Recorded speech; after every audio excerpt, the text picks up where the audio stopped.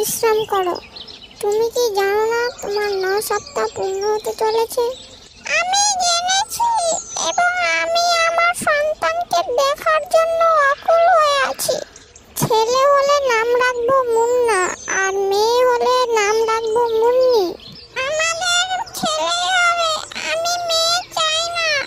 ঠিক আছে বাবা, তোমার ছেলেই হবে। তুমি এবারে ঘুমাও, আমার সাথে অনেক কথা বলেছো। স্বামী স্ত্রী উভয়ে তাদের ভবিষ্যৎ সন্তানের জন্য খুশি ছিল, কিন্তু স্বামী ঘর বাঁচিয়েছিল।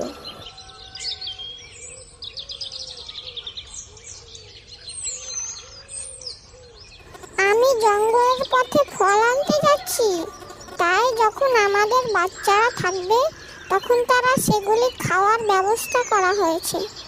স্বামী পাখিটি অনেক যোগের মতো মনে হয়।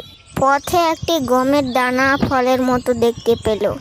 আরে বাহ, এই গমের দানাগুলো তো বেশ। এখন আমার বাড়ি যাওয়া দরকার। তারপর টুনা ঘরে পৌঁছে দরজায় কড়া নাড়ল। আজ তোমাকে দরজা খুলতে বলেছি, আমার হাতে খাবার ছিল, দরজা খুলবো কি করে?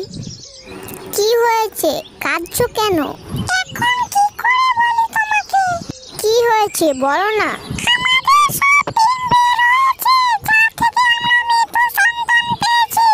এসব কি হচ্ছে? কিভাবে হতে পারে?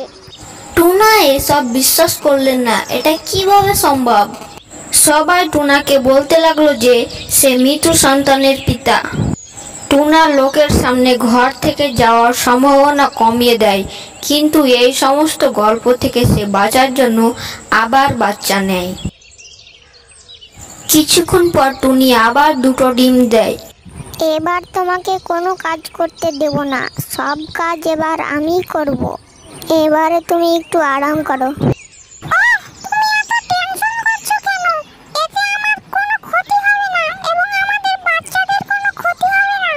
আমি চাই না যে এটা আবার প্রথমবারের মতো হোক।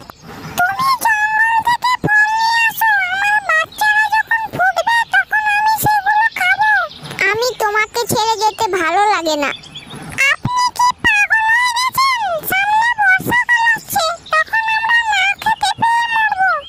তারপর টুনা খাবার আনতে চলে যায় এবং 9 সপ্তাহ পর তাদের একটা ছেলে আর একটা মেয়ে সন্তান জন্ম নেয়।